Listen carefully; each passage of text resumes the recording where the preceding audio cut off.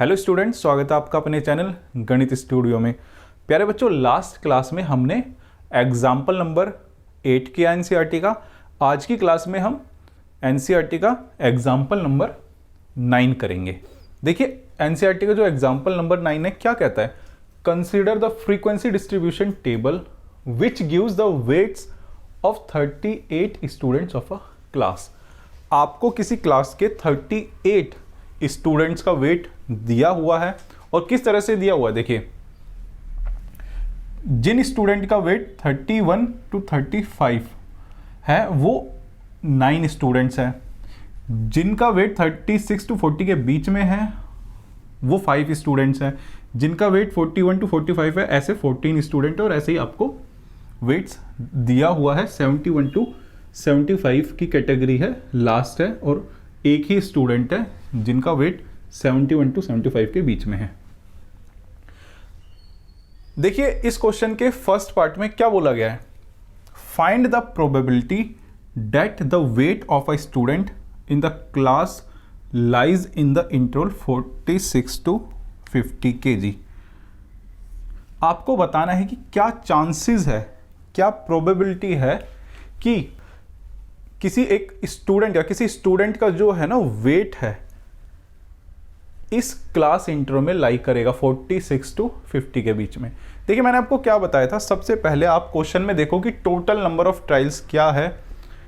तो यहां पर टोटल नंबर ऑफ ट्रायल्स का मतलब है टोटल नंबर ऑफ स्टूडेंट्स, ये क्या आएंगे 38। तो देखो, क्वेश्चन को आसान बनाना सीखो। सबसे पहले टोटल लिख लिया। अब मैंने आपको कहा था जिसकी भी आपको प्रोबेबिलिटी कैलकुलेट करनी है उसको स्टेटमेंट फॉर्म में ऐसे लिख दो, पी के साथ। पी किसकी हमें प्रोबेबिलिटी कैलकुलेट करनी की, weight of a student is in the interval. ये देखिए, इंटरवल थोड़ा सा मिस हो गया, यहां पर लिख लेते हैं 46 to 50 kg वाला इंटरवल होना चाहिए। तो आपको क्या करना होता है, न्यूमरेटर में ये जो इवेंट है इसकी फ्रीक्वेंसी लिखनी होती है, यानी कि आपको देखना है कि भाई यहां पर लिखना भी है कि कितने ऐसे स्टूडेंट्स हैं जिनका वेट 46 to 50 kg के बीच में, कितने स्टूडेंट्स हैं 3 डिवाइडेड बाय हम क्या करते हैं टोटल लिखते हैं। तो ये हो गया बच्चों फर्स्ट पार्ट का आंसर 3/38। बच्चों, अब हम इस क्वेश्चन का सेकंड पार्ट देखते हैं। देखिए, सेकंड पार्ट में क्या बोला गया है कि गिव 2 इवेंट्स, आपको ऐसे 2 इवेंट्स देने हैं in this context, one having probability 0 and other having probability 1। तो आपको देखो 2 ऐसे इवेंट्स बताने हैं जिसमें से एक की प्रोबेबिलिटी होगी 0 और दूसरे की प्रोबेबिलिटी होगी 1। बच्चों देखो, सबसे पहले हम इस क्वेश्चन का फर्स्ट पार्ट करते हैं कि ऐसा इवेंट बताते हैं जिस इवेंट की प्रोबेबिलिटी 0 होगी। देखिए, बिल्कुल बेसिक से बात करते हैं। आपको पता है कि किसी भी इवेंट की प्रोबेबिलिटी को हम कैसे लिखते हैं या फिर कैसे कैलकुलेट करते हैं। तो क्या करते हैं, पहले P लिखते हैं और इवेंट को यहां हम स्टेटमेंट फॉर्म में लिख देते हैं। देखो, आप एक लॉजिक समझो जो मैं आपको समझाने वाला हूं। किसी भी इवेंट को, ये एक्चुअली क्या होता है, एक इवेंट ही होता है, इवेंट को हम स्टेटमेंट फॉर्म में लिख देते हैं। उसके बाद क्या करते हैं, हम न्यूमरेटर में जो हमारी रिक्वायर्ड या फिर डिजायर्ड फ्रीक्वेंसी होती है वो लिखते हैं, यानी कि रिक्वायर्ड या फिर डिजायर्ड फ्रीक्वेंसी लिख देते हैं हम, और नीचे लिखते हैं टोटल। सपोज करो रिक्वायर्ड या फिर डिजायर्ड फ्रीक्वेंसी आपकी m है और टोटल फ्रीक्वेंसी सपोज करो n है।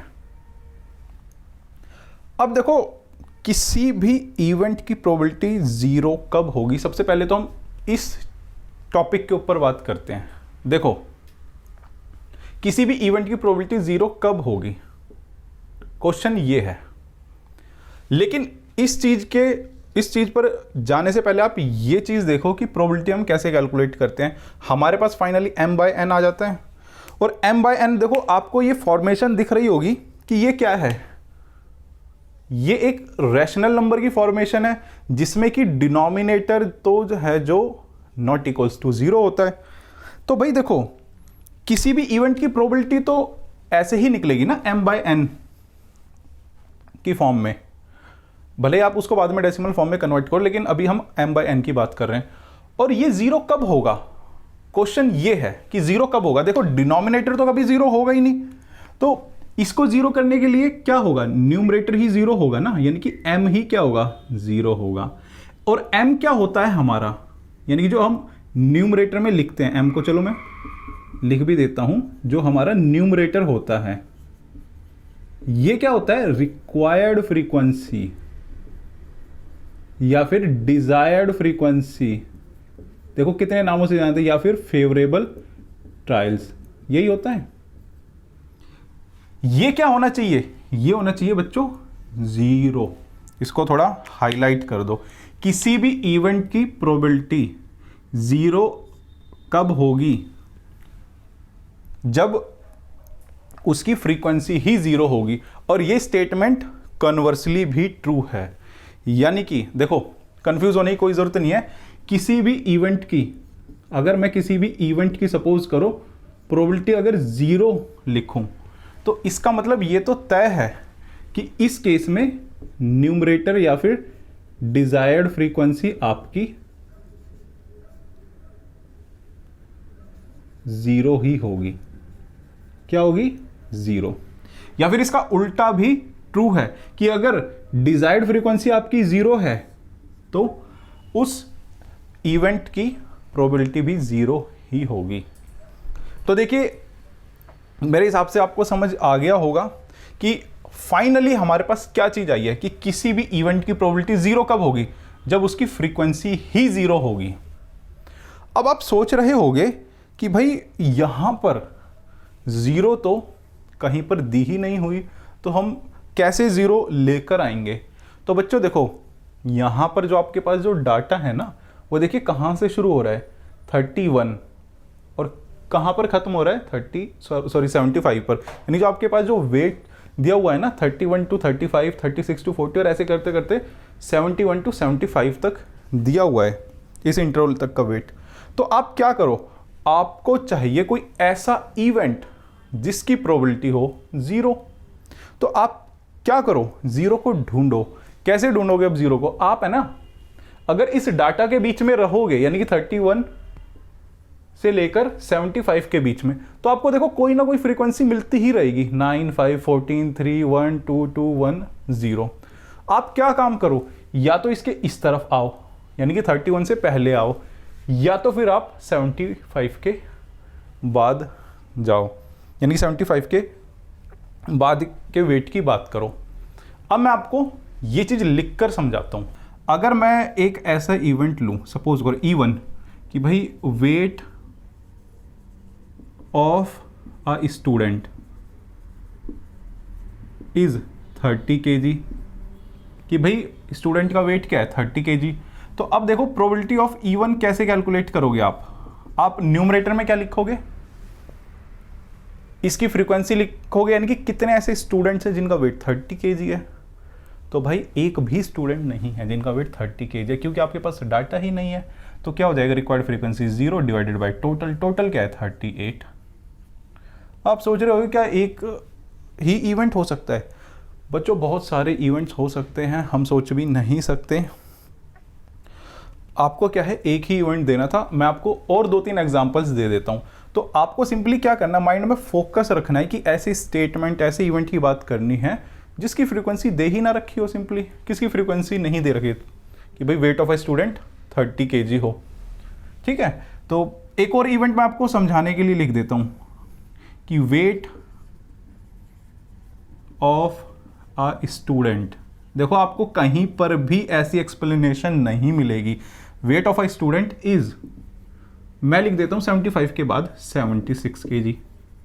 तो क्या आएगा, प्रोबेबिलिटी ऑफ E2 क्या आ जाएगा, E2 की फ्रीक्वेंसी देखो नहीं, कितने ऐसे स्टूडेंट्स हैं जिनका वेट 76 kg है, कितने ऐसे, जीरो, क्योंकि दे ही नहीं रखा। तो क्या आ जाएगा न्यूमरेटर में, 0 डिवाइडेड बाय टोटल, तो देखो वही रहेगा, तो ये आ जाएगा 0। आप अगर चाहो तो 30 की जगह 29 कर लो, 28 कर लो, कुछ भी कर लो। ऐसी 76 की जगह बढ़ाते हुए चलो, इधर कम करते हुए चलो, इधर बढ़ाते हुए चलो, 77 कर लो, 78 कर लो, 79 कर लो, और बढ़ाते हुए चलो। आपको हर एक केस में उस इवेंट की प्रोबेबिलिटी 0 ही मिलेगी। और जब भी किसी इवेंट की प्रोबेबिलिटी 0 होती है तो ऐसे इवेंट्स को इम्पॉसिबल इवेंट्स कहा जाता है। यानी कि इम्पॉसिबल इवेंट, देखो अब आप नाम से ही आप आइडिया लगाओ, यानी कि वो इवेंट जो हो ही नहीं सकते। डाटा में क्या 30 kg किसी का वेट हो सकता था? नहीं हो सकता था। तो आप यहां पर लिख भी लो, उस केस में जब प्रोबेबिलिटी किसी इवेंट की 0 होगी तो उस केस में उस इवेंट को क्या बोला जाएगा? Impossible event. बड़ा बड़ा लिख लेना, इम्पॉसिबल इवेंट, यानी कि जो कभी हो ही नहीं सकता।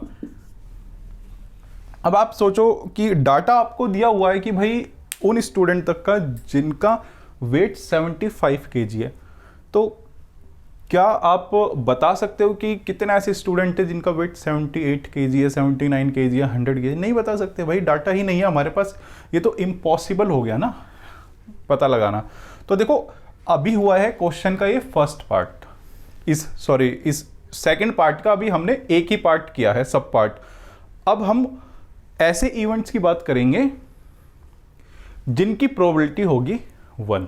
देखिए आपको क्या करना था, 2 ऐसे इवेंट बताने थे जिसमें एक की प्रोबेबिलिटी होगी 0, ये तो देखो हमने कर लिया। और जो दूसरा इवेंट है उसकी प्रोबेबिलिटी होनी चाहिए 1। तो अब आपको ऐसा इवेंट बताना है जिसकी प्रोबेबिलिटी 1 होगी। तो देखो अगेन मैं आपको एक चीज़ बड़ी बेसिक से समझाता हूँ। आप प्रोबेबिलिटी कैसे कैलकुलेट करते हो किसी भी इवेंट की?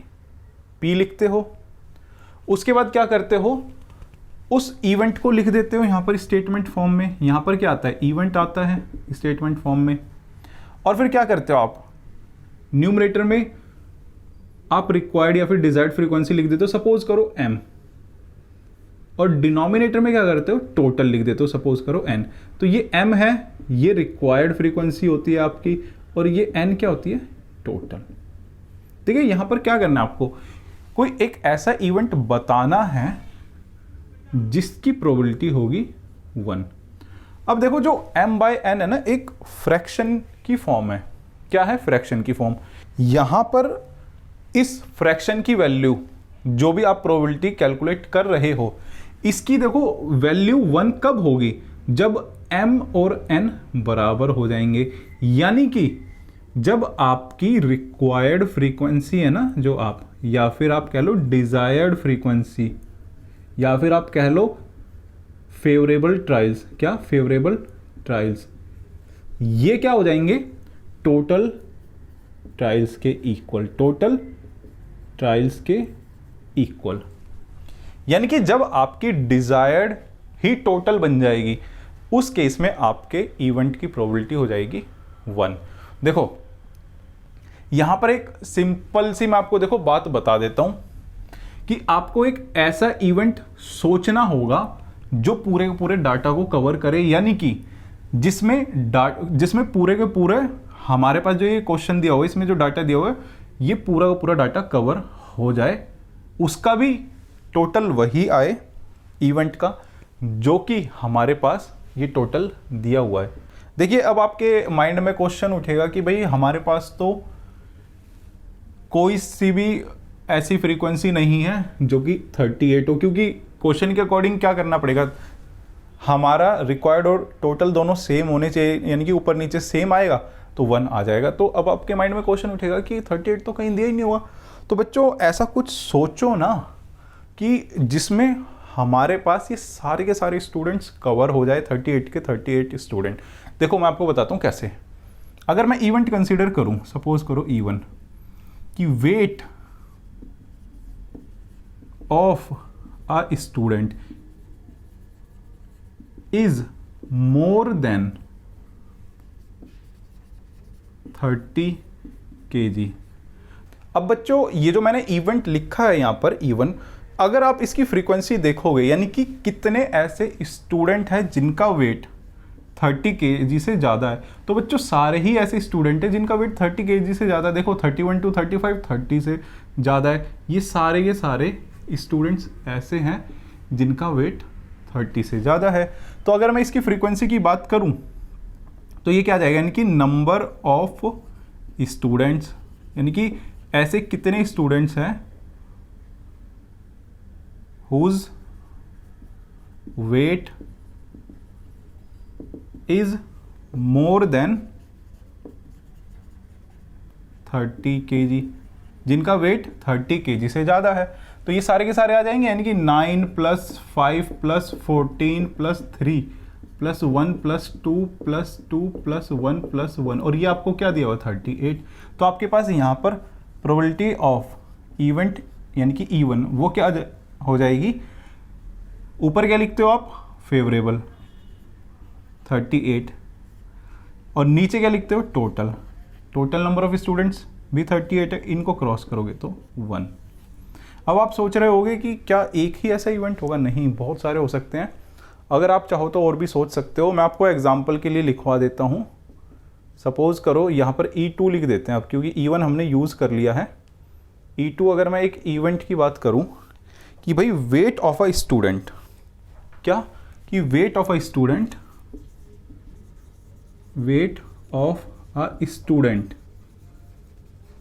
इज लेस देन, कि कम हो किससे, एक काम करते 76 से लिख देते हैं। तो देखिए मैंने क्या किया है कि मैं यहां से चला हूं इस तरफ 31 के इस तरफ, मैंने पूरा डाटा कवर कर लिया है। अगर मैं इस तरफ से चलता हूं 75 के इस तरफ, तो मैं इस तरफ से पूरा डाटा कवर कर रहा हूं। तो मैंने वही स्टेटमेंट लिखी है कि weight of a student is less than 76 kg। तो जब आप इस इवेंट की प्रोबेबिलिटी कैलकुलेट करोगे तो आप देखोगे कि न्यूमरेटर में क्या लिखोगे, डिजायर्ड फ्रीक्वेंसी यानी रिक्वायर्ड फ्रीक्वेंसी, यानी कितने ऐसे स्टूडेंट्स हैं जिनका वेट 76 से कम है। तो देखो वेट आपका 75 पर ही खत्म हो रहा है, तो सारे के सारे स्टूडेंट का वेट 76 से तो कम ही होगा ना। तो अगेन वही 9 + 5 + 14, ये इनका सम क्या हो जाएगा, required frequency divided by total, तो ये आ जाएगा 1।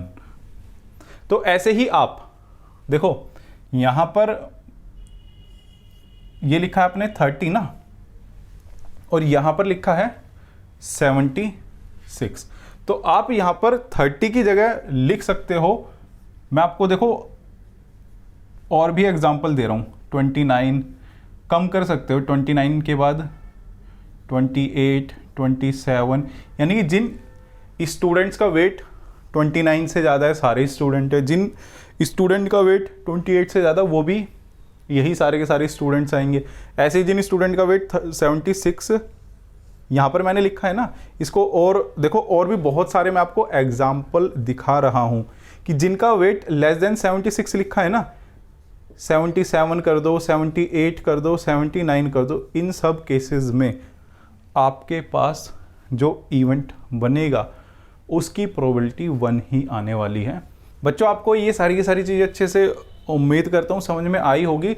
आप एक छोटी सी चीज़ और ध्यान रख लेना, जब भी किसी इवेंट की प्रोबेबिलिटी अगर 1 होगी तो उस इवेंट को बोला जाता है श्योर इवेंट। क्या? Sure event. तो आप ये चीज़ बड़े बड़े अक्षरों में नोट डाउन कर लेना। तो बच्चों आज की क्लास में यही था, इतना ही था। इस क्वेश्चन में एक अच्छे खासे एक्सप्लेनेशन की ज़रूरत थी।